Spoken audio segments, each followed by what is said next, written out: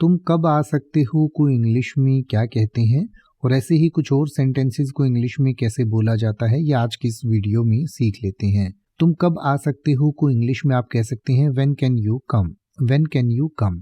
या अगर आप ये कहना चाहें कि तुम मिलने के लिए कब आ सकते हो तो आप कह सकते हैं when can you come for the meeting, when can you come for the meeting. या अगर आप ये कहना चाहें कि तुम डॉक्यूमेंट्स लेने के लिए कब आ सकते हो तो आप कह सकते हैं when can you come to pick up the documents. या अगर आप ये कहना चाहें कि रात के खाने के लिए तुम कब आ सकते हो तो आप कह सकते हैं when can you come over for dinner.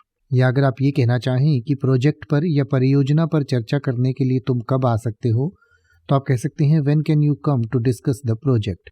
या अगर आप ये कहना चाहें कि तुम हमें मिलने के लिए कब आ सकते हो तो आप कह सकते हैं when can you come to visit us या when can you come to meet us.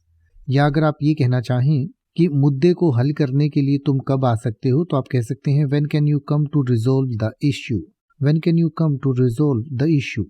या अगर आप ये कहना चाहें कि तुम अपनी चीजें लेने के लिए कब आ सकते हो तो आप कह सकते हैं when can you come to collect your belongings. या अगर आप ये कहना चाहें कि योजना पर चर्चा करने के लिए तुम कब आ सकते हो तो आप कह सकते हैं when can you come to discuss the plan.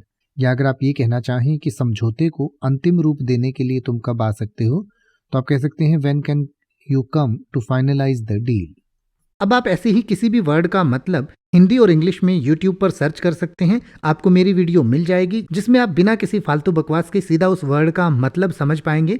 तो ऐसी ही वीडियोस को देखते रहने के लिए चैनल को सब्सक्राइब करें और बेल आइकन को प्रेस करें।